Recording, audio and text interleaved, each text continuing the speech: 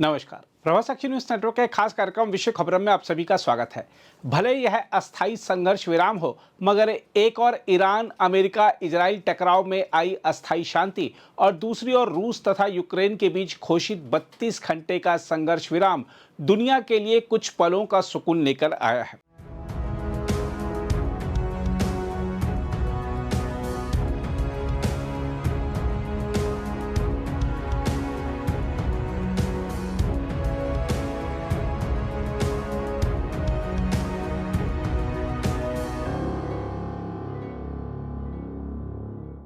हम आपको बता दें कि रूस और यूक्रेन के बीच यह युद्ध विराम शनिवार शाम 4 बजे से शुरू होकर रविवार रात तक प्रभावी रहेगा।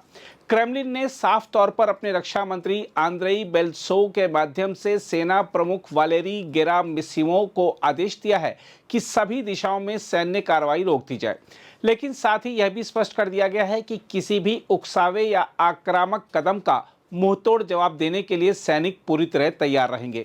यानी यह शांति उतनी ही नाजुक है जितनी बारूद के ढेर पर रखी एक चिंगारी। हम आपको याद दिला दें कि पिछले साल भी इसी तरह का 30 घंटे का संघर्ष विराम देखा गया था, जो आरोप प्रत्यारोप के बीच दम तोड़ गया था। दोनों पक्षों ने एक दूसरे पर उल्लंघन के आरोप लगाए थे और भरोसे की खाई और गहरी हो गई थी। इस बार भी हालात ज़्यादा अलग नहीं हैं, क्योंकि 4 साल से चल रहे इस युद्ध ने दोनों देशों के बीच विश्वास को लगभग खत्म कर दिया है। उधर जेलेंस्की ने इस संघर्ष विराम को मानवीय जरूरत बताते हुए कहा है कि लोग बिना डर के ईस्टर मना सकें, इसलिए यह जरूरी है। उन्होंने यह भी संकेत दिया कि अगर रूस इस मौके को स्थायी शांति की दिशा में बदलता है तो यह एक निर्णायक मोड़ हो सकता है। लेकिन उनके शब्दों में छिपा संशय भी साफ नजर आता है, क्योंकि इससे पहले भी उनके कई प्रस्तावों को रूस ने नजरअंदाज किया है। इस पूरे घटनाक्रम में एक बेहद अहम पहलू यह है कि यह ऐसे समय में सामने आया है कि जब अमेरिका की अगुवाई में चल रही शांति प्रक्रिया ठहराव का शिकार हो चुकी है। हालांकि रूस के विशेष दूत किरिल द्मित्रियेव का अमेरिकी दौरा इस कहानी को एक नया मोड़ भी देता है। वहां वह अमेरिकी प्रशासन के अधिकारियों के साथ शांति समझौते और आर्थिक सहयोग पर चर्चा कर रहे हैं। यानी एक तरफ युद्ध के मैदान में गोलियां चल रही हैं, तो दूसरी तरफ बंद कमरों में कूटनीति की चालें भी उतनी ही तेजी से चली जा रही हैं। सामरिक नजरिए से देखें तो यह संघर्ष विराम रूस के लिए कई स्तरों पर फायदेमंद हो सकता है। इससे उसे अंतर्राष्ट्रीय मंच पर खुद को जिम्मेदार और संयमित शक्ति के रूप में पेश करने का मौका मिलता है। साथ ही यह उसकी सेना को सांस लेने, पुनर्गठन करने और संसाधनों को मजबूत करने का समय देता है। इसके अलावा यह यूक्रेन की सैन्य तैयारी और प्रतिक्रिया को परखने का भी एक अवसर है। वैसे यह माना जा रहा है कि रूसी राष्ट्रपति व्लादिमीर पुतिन का यह कदम सिर्फ धार्मिक अवसर यानी ईस्टर पर लिया गया निर्णय नहीं, बल्कि एक बेहद सोची समझी रणनीतिक चाल है। वहीं यूक्रेन के लिए यह स्थिति बेहद पेचीदा है। अगर वह संघर्ष विराम का पूरी तरह पालन करता है तो वह नैतिक बढ़त हासिल करता है और अंतर्राष्ट्रीय समर्थन मजबूत करता है।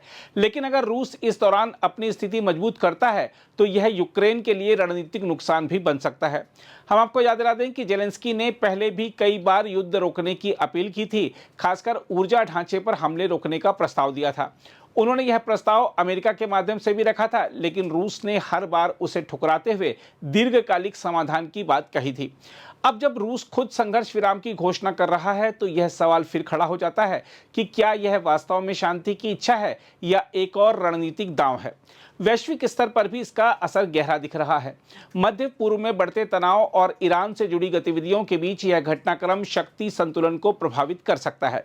दुनिया की बड़ी ताकतें इस पर नजर गड़ाए हुए हैं कि क्या यह छोटा सा विराम किसी बड़े समझौते का रास्ता खोलेगा या फिर यह भी इतिहास के पन्नों में एक असफल कोशिश बनकर रह जाएगा। बहरहाल स्पष्ट है कि यह 32 घंटे का संघर्ष विराम सिर्फ एक समय सीमा नहीं, बल्कि रणनीति, मनोविज्ञान और वैश्विक राजनीति का एक जटिल खेल है।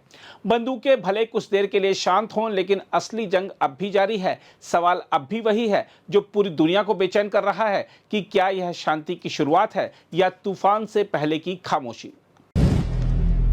अगर आप भी लेना चाहते हैं देश दुनिया की तमाम जानकारी तो आज ही सब्सक्राइब करें हमारे चैनल को। साथ ही नीचे दिए बेल आइकन को जरूर दबाएं ताकि हर अपडेट आप तक पहुंच सके।